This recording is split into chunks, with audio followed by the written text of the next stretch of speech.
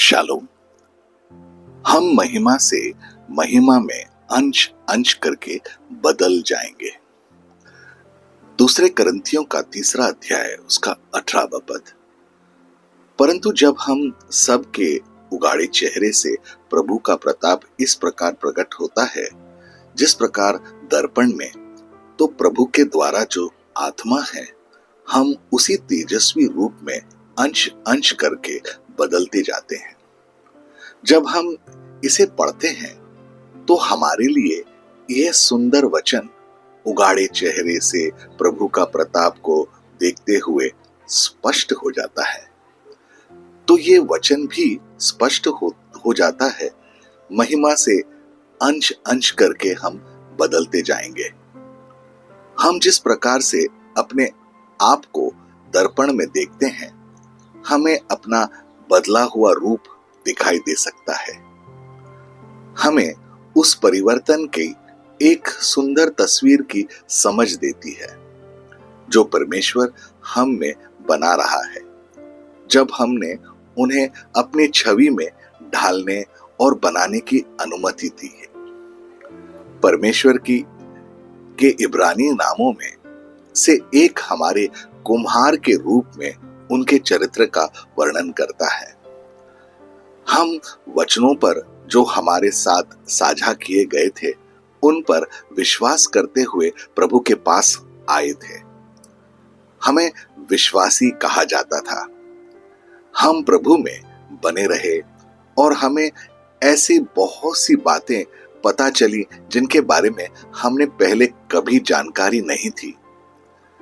हमने उन पर भरोसा किया।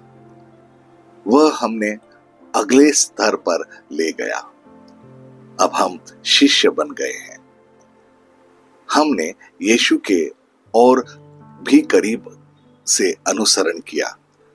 हर दिन उनकी उपस्थिति में बैठना, जैसे कि मूसा के साथ सिनाई पर्वत पर हुआ था। उसके चेहरे पर परमेश्वर की महिमा की चमक थी। हम भी जो उनकी उपस्थिति में चलते हैं, यहां से हम भी महिमा में अंश अंश करके परिवर्तित होते हैं।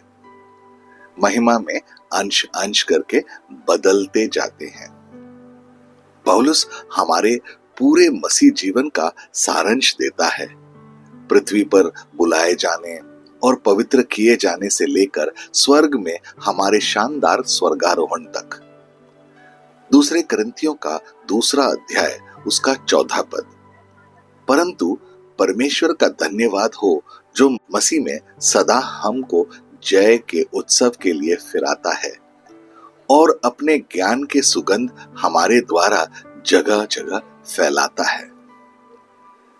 जब हम शिष्य बनते हैं तो हमने दुनिया में मसीह को प्रतिबिंबित करना चाहिए कि हमें हर जगह उनके ज्ञान के सुगंध को फैलाने के लिए बुलाया गया है। मसीह के शिष्य को अपने शरीर में मरा हुआ और आत्मा में जीवित माना जाता है। परमेश्वर की महिमा हम में तभी देखी जा सकती है जब हमारा शरीर मरा हुआ हो। यह अब हमारे बारे में नहीं है, यह सब कुछ प्रभु यीशु के बारे में है। अब हम शरीर में नहीं रहते, बल्कि हम मसीह का जीवन जीना शुरू करते हैं। यह एक प्रक्रिया है। हम वचन द्वारा निर्देशित होते हैं। हम संसार में रहते हुए मसीह का अनुसरण करना शुरू कर देते हैं। फिर वचन हमें बदल देता है। हम नया जन्म लेने की प्रक्रिया से गुजरते हैं। मसीह में एक नया जीवन। हम अब पहले जैसे नहीं रहे। हमारे अंदर सब कुछ नया है। दूसरे करंथियों का 5वां अध्याय उसका 17वां पद। सो यदि कोई मसीह में है तो वह नई सृष्टि है। पुरानी बातें बीत गई, देखो वे सब नई हो गई हैं। जब हम विश्वास करने लगे तो हमारे अंदर अभी भी बहुत सारी अशुद्धियां थीं। फिर हमने वचन में रहना शुरू कर दिया। हमने परमेश्वर को अपने काम और अपने परिवारों सहित हर चीजों से ऊपर रखा। यहां तक कि खुद को नकारते हुए भी चलते रहे। यीशु हमें यह बताना चाहते हैं, लूका रचित सुसमाचार उसका 18वां अध्याय उसका 29 और 30वां पद।